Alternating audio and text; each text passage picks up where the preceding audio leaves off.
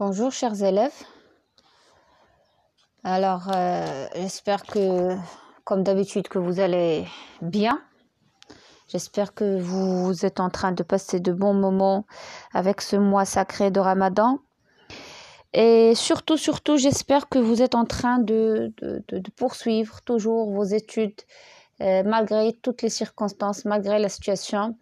Et que vous êtes toujours actif, toujours dynamique et que vous visitiez de temps en temps votre site pour voir les nouvelles leçons ou bien pour voir les corrections ou bien les devoirs demandés. Tout ça, c'est pour votre intérêt. Bien sûr, je vous demande, je vous supplie de ne pas abandonner, de ne pas perdre beaucoup de temps. Comme je le dis toujours, faites tout ce qui vous arrange, tout ce que vous voulez, mais consacrez quand même un petit moment de votre journée pour voir ce qu'on vous envoie sur votre site et pour pouvoir continuer votre apprentissage, parce que c'est très grave d'abandonner à ce niveau-là ou bien de laisser tomber, de croire que tout est terminé, ça y est, on est en vacances. J'espère que vous êtes conscient de cette situation et on commence.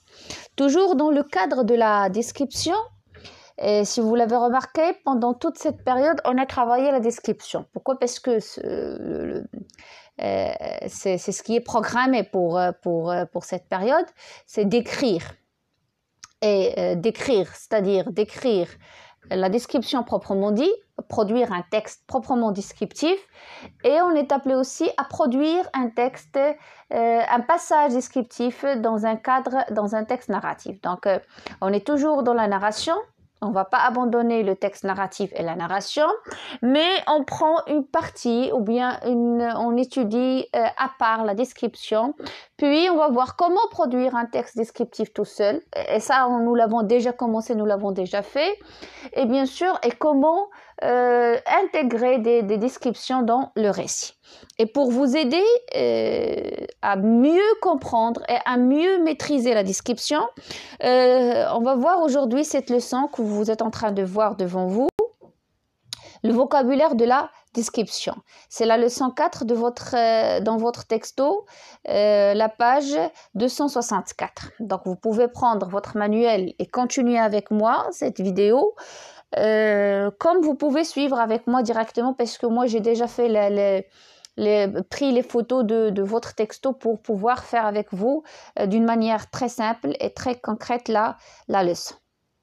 Alors, lorsqu'on dit le vocabulaire de la description, déjà à partir du titre, on commence à comprendre. Vocabulaire de description, c'est-à-dire on va avoir un grand nombre de mots et les reconnaître et les mémoriser et comprendre leur sens afin de pouvoir les employer dans les descriptions qu'on va faire, d'accord, ou bien qu'on est appelé à faire par la suite, ou bien qu'on doit apprendre pour toujours. Donc le vocabulaire de la description, c'est quel est d'abord le but de la description et comment on peut vraiment travailler cette description. On va aller doucement, petit à petit, pour pouvoir faire le travail. Donc, si vous prenez avec moi la page 264, donc vous allez trouver le texte. On va commencer par lire le texte. Alors, observons. 4 amis passent Noël dans un chalet isolé. Un crime vient d'être commis. Ils se mettent à la recherche de l'assassin. Ils décidèrent de commencer par la cave et entr'ouvrirent prudemment la porte. L'ampoule était faible et la lumière tremblotante. L'escalier s'enfonçait dans le noir et les râlants d'humidité. Arnaud alluma la torche. L'un derrière l'autre, ils descendirent marche à marche, dans un silence pesant.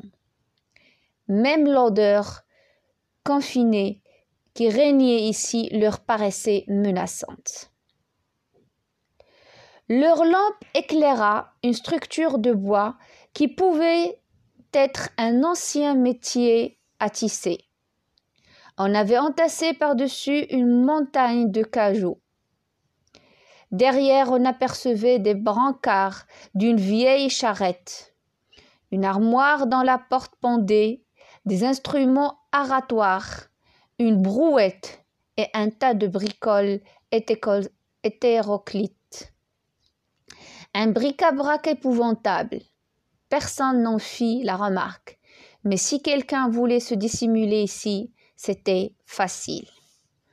Evelyne Brissot-Pellan, du sang sur la neige, dans Cadeau mortel pour Noël, 12 histoires policières. Donc, c'est la source. Alors, je vous invite bien sûr à relire silencieusement le texte. Vous pouvez mettre une pause à la vidéo et relire doucement le texte. Bien sûr, de quoi il s'agit dans le texte? Il s'agit de 4 amis qui étaient ensemble. D'accord? Quels sont les personnages? Ce sont 4 amis. Où se trouvent-ils? Ils se trouvent dans un chalet isolé quand se déroule la scène, donc pendant Noël. Qu'arrive-t-il? Quel est le problème? Donc, un crime vient d'être commis. Donc, et les 4 amis se mettent à la recherche de l'assassin. Et maintenant, ils sont en train de chercher l'assassin, bien sûr, et ils essayent de le trouver. Donc, dans ce texte, si vous l'avez remarqué, on a essayé quand même de faire quoi?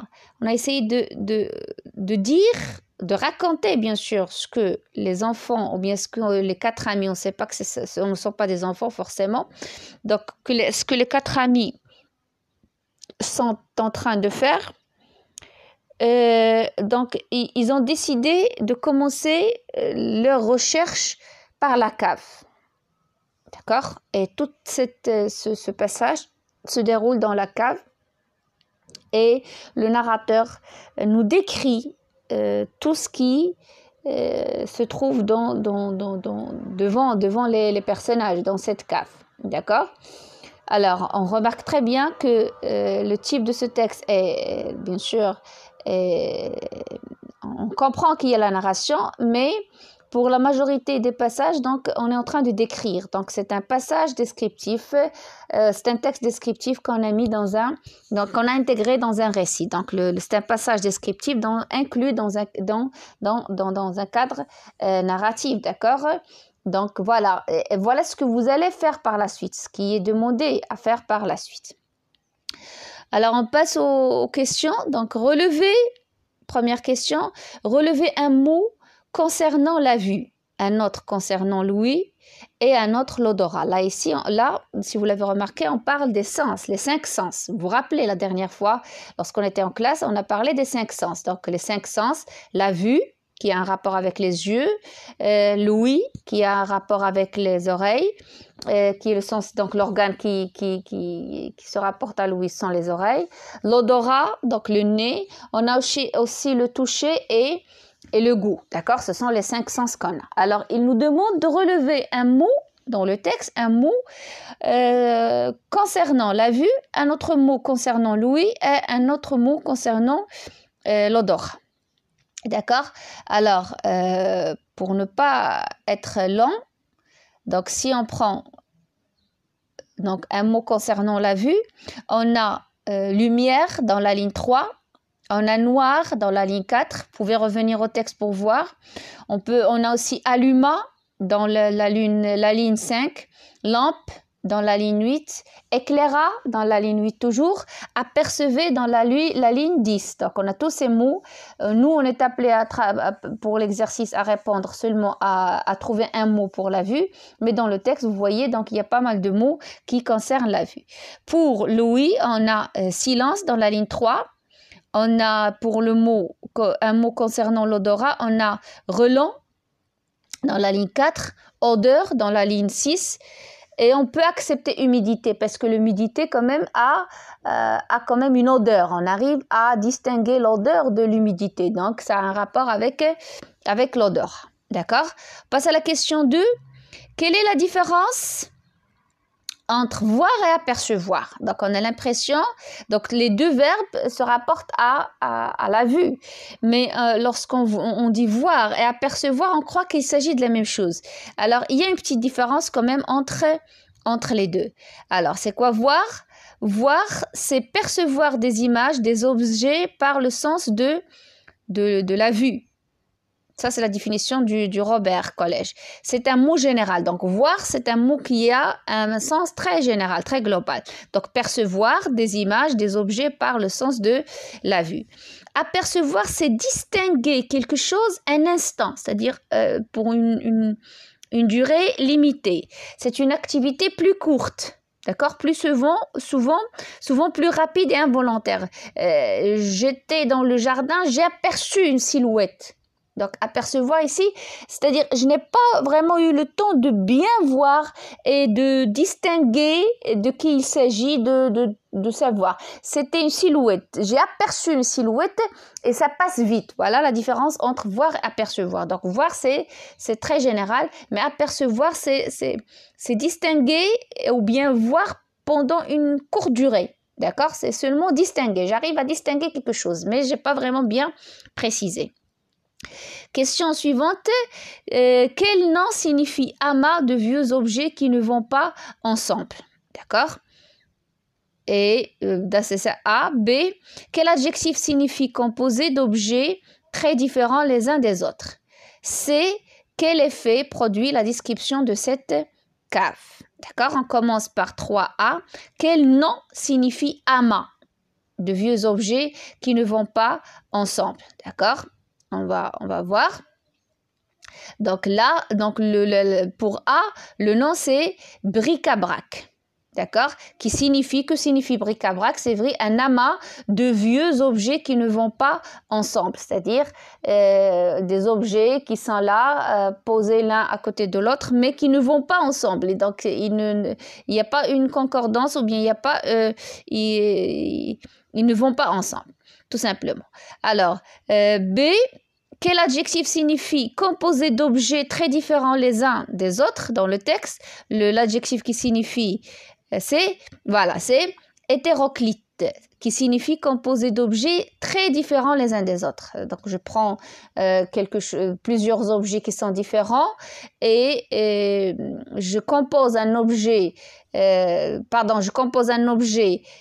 très différent les uns des autres. Donc, cette composition est hétéroclite, c'est-à-dire elle n'est pas cohérente. Voilà. Donc, signifie composé d'objets très différents les uns des autres. Et la description de cette cave produit un effet surprenant. Tout y est mélangé, entassé, le désordre est total. Donc, lorsqu'on a lu le texte, on comprend que cette cave n'est pas organisée. Donc, les choses ne sont pas posées à leur place. Il y a vraiment un certain désordre. Et il y a entassés, c'est-à-dire il y a des objets qui sont posés l'un sur l'autre.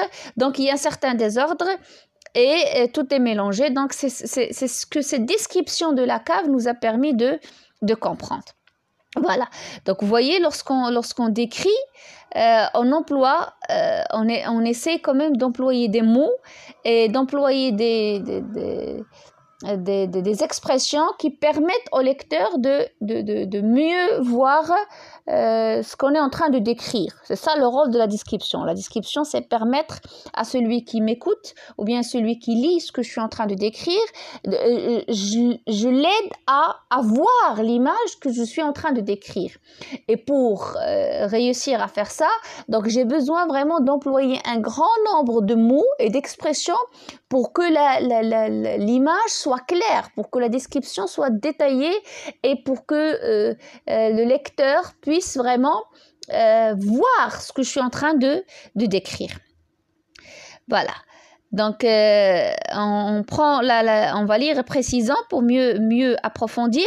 Alors, quel est le but de la description? Le but de la description, c'est quoi? Donc, décrire, c'est présenter un lieu, un objet, un personnage ou même un animal, on l'a vu, par des mots.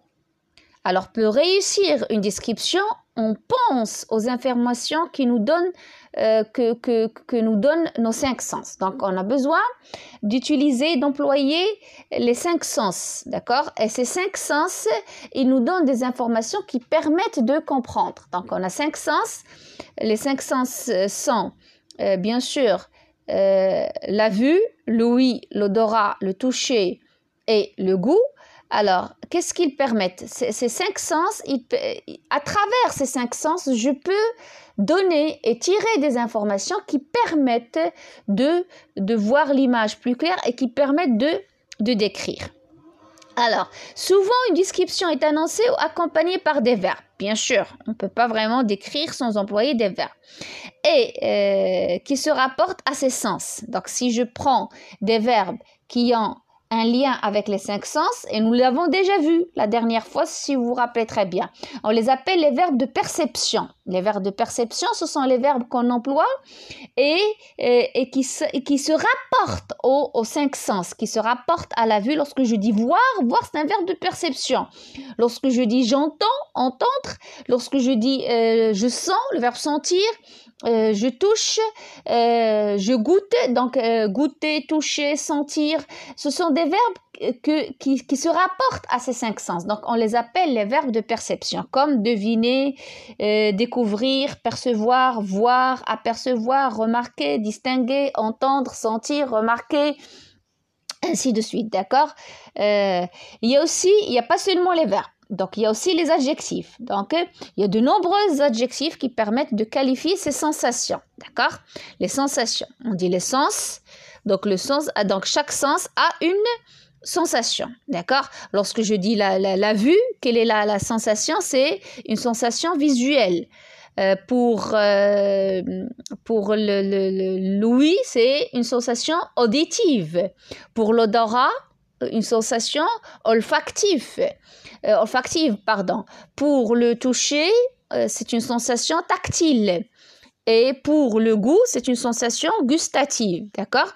Alors, ce qu'on voit peut être flou ou net, terne ou vif, lumineux ou sombre.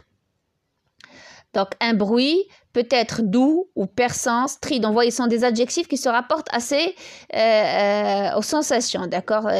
Tout ce qui est visuel peut être flou, peut être net, il peut être terne, vif, lumineux, sombre, ainsi de suite. Donc, ce que j'entends, le bruit, donc un bruit peut être doux, perçant, fort, strident, sourd, fugitif, prolongé, ainsi de suite.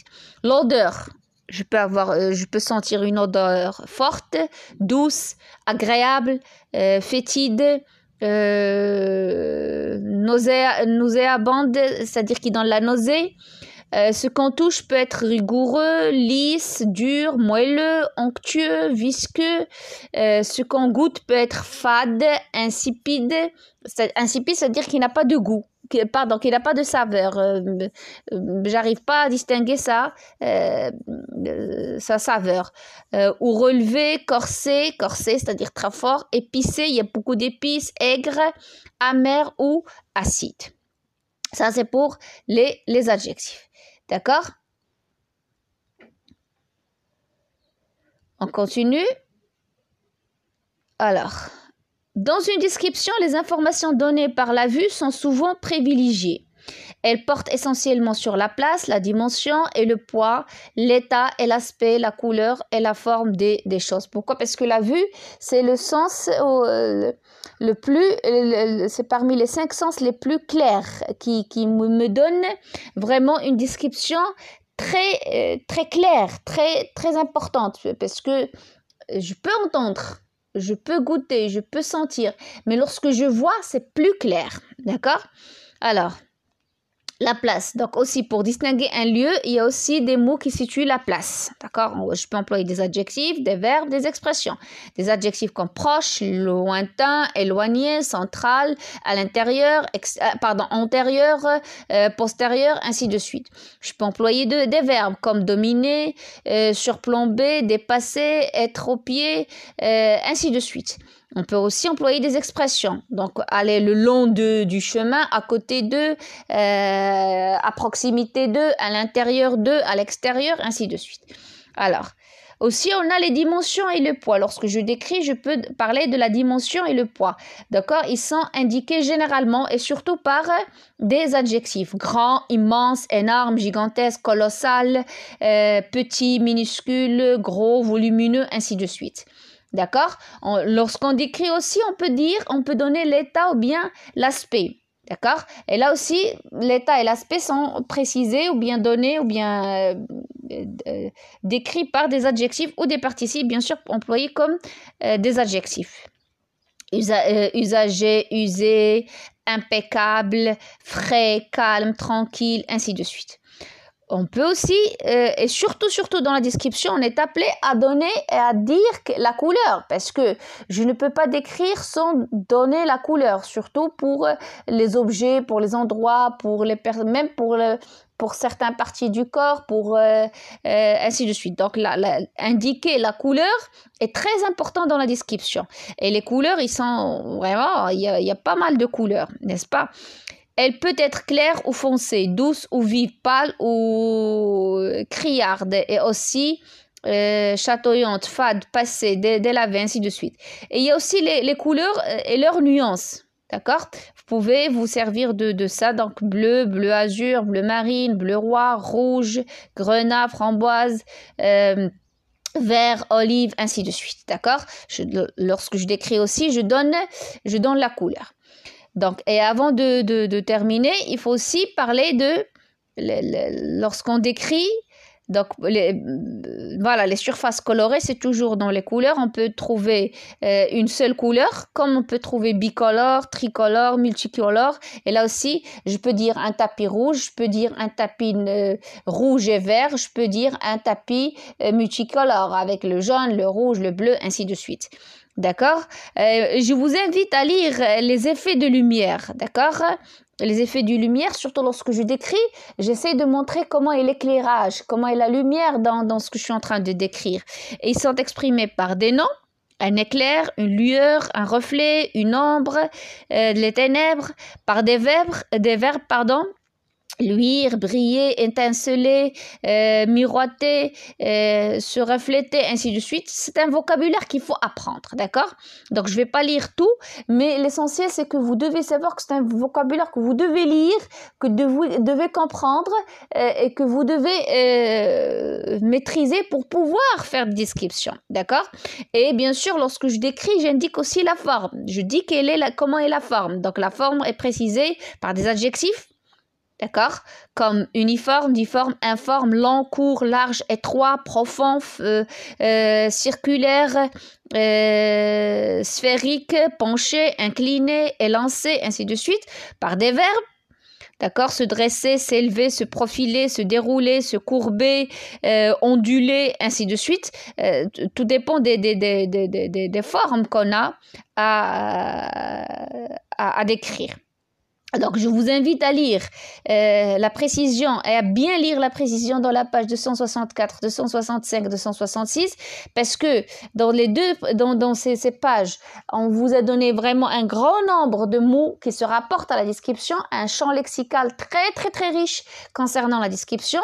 Il est très important et je vous ai donné cette leçon, c'est seulement la première partie de la leçon parce que là, c'est tout simplement pour vous dire quelle est l'importance de ce vocabulaire. C'est quoi ce vocabulaire? Pourquoi on est appelé à employer ce vocabulaire? Donc, si je veux décrire, alors je dois décrire comme il faut. Et pour pouvoir le faire, j'ai besoin des mots. Et les mots sont vraiment un outil très important pour décrire. Et bien sûr, des mots précis qui se rapportent au champ lexical de la description. Alors, pour pouvoir maîtriser le travail, je vous demande de faire la page 267. Donc, vous avez 4 exercices. Il n'y a pas seulement pour cette leçon, il n'y a pas seulement cette page, mais on va commencer par cette page. Alors, repérer le vocabulaire de la description, des mots pour décrire, enrichir le vocabulaire des couleurs et des lumières, reconnaître les couleurs, connaître les lumières et connaître les effets de lumière. Donc, vous avez 4 exercices qui ont comme pour objectif ça. Donc, la page 267. La semaine prochaine, on va essayer de programmer une vidéo pour voir ces 4 exercices et pour encore approfondir notre vocabulaire de description et pour mieux maîtriser la description et mieux maîtriser ce vocabulaire de la description. Alors, je vous dis de rester surtout attentif, de rester sérieux.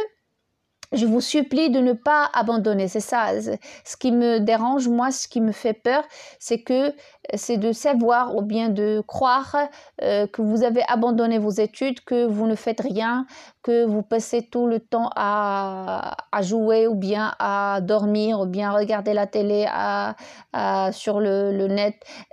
Faites ça, mais en même temps, n'abandonnez pas vos études. C'est une responsabilité que vous devez vraiment assumer, s'il vous plaît. Je vous dis au revoir et à la prochaine vidéo.